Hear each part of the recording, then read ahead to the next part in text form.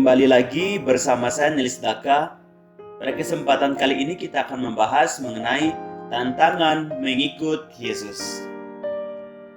Ada orang yang menganggap bahwa tuntutan hidup seorang yang beragama Kristen cukup sederhana, yakni mengikuti berbagai aturan ritual gereja seperti katekisasi, baptisan, memberi persembahan bulanan atau perpuluhan, menghadiri kebaktian, dan sebagainya. Anggapan seperti ini tentu keliru, karena menjadi seorang Kristen tidak sekedar legalitas dan formalitas. Walaupun secara ritual tidak ada kewajiban seperti berdoa secara terdakwa, misalnya harus berdoa berapa kali dalam satu hari pada jam tertentu, atau menyiapkan persembahan setiap hari. Namun, menjadi murid Yesus Kristus ternyata tidaklah mudah. Yesus sendiri mengajarkan bahwa setiap orang yang mau mengikutnya dan percaya kepadanya akan menghadapi banyak tantangan. Yesus mengumpamakan hal ini sebagai domba yang diutus ke tengah serigala. Lihat, aku mengutus kamu seperti domba di tengah-tengah serigala. Sebab itu, hendaklah kamu cerdik seperti ular dan tulus seperti merpati. Matius 6 pasal 10 ayat yang ke-16 dan Lukas 10 ayatnya yang ketiga. Selain itu, menurut Lukas 14 ayatnya yang ke-28 sampai 34, menjadi murid atau pengikut Kristus dapat diumpamakan seperti seorang yang hendak membuat menara, atau bagaikan seorang yang hendak pergi berperang. Orang itu harus menghadapi dan memperhitungkan berbagai risiko. Demikian pula lah orang yang mau mengikut Yesus.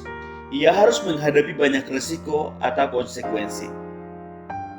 Demikian pula lah orang yang benar-benar percaya kepada Kristus, pasti banyak konsekuensi atau tuntutan yang harus dia kerjakan. Ia tidak hanya dituntut untuk mengorbankan harta dan waktu bagi Kristus, tetapi juga mempersembahkan seluruh hidupnya kepadanya, termasuk masa depannya. Setiap orang yang mau mengikut Yesus Kristus harus bersedia menanggung risiko. 1. Menyangkal diri. Menjadi murid Yesus berarti harus menyangkal diri, meninggalkan keinginan-keinginan duniawi kita, dan mengikuti teladan, ajaran, dan kehendaknya.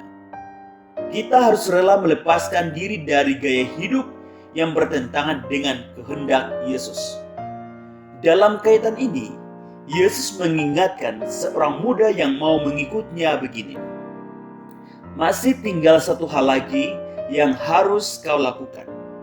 Jualah segala yang kau miliki dan bagi-bagikanlah itu kepada orang-orang miskin, maka engkau akan beroleh harta di surga. Kemudian datanglah kemari dan ikutlah aku. Kuncinya adalah ketaatan pada kehendaknya. Dan yang kedua, memikul salib. Memikul salib berarti rela menderita karena iman kepada Yesus, memberitakan Injil, atau rela dianiaya karena kebenaran firman Allah. Sebagai murid, kita harus menanggung penderitaan karena namanya. Juga sebagai konsekuensi mempertahankan iman kita kepadanya.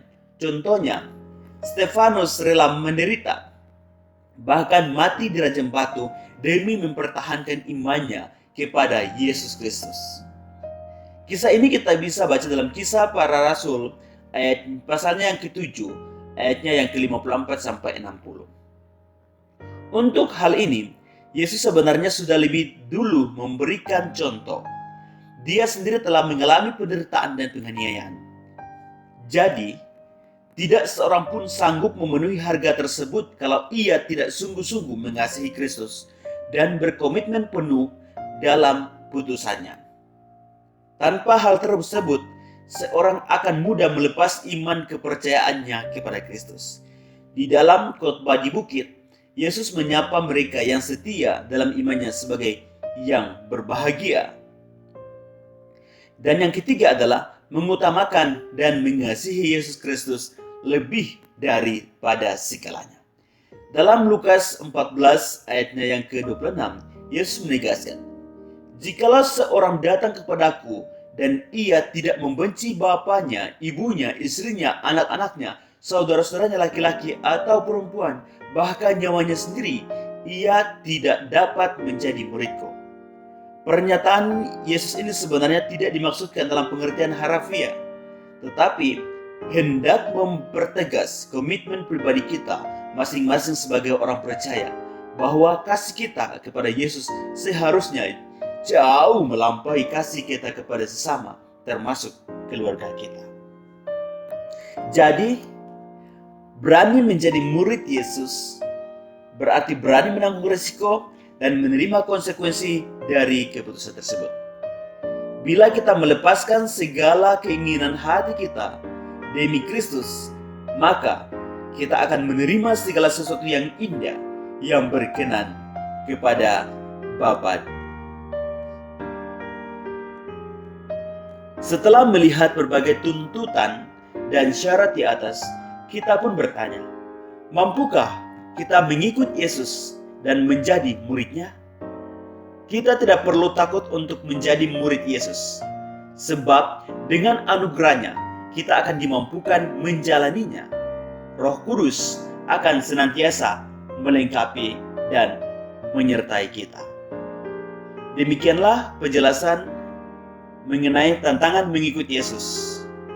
Kiranya Tuhan menolong kita untuk tetap menjadi murid yang setia sampai kedatangan Tuhan Yesus yang kedua kalinya. Terima kasih, sampai bertemu dalam sesi-sesi selanjutnya.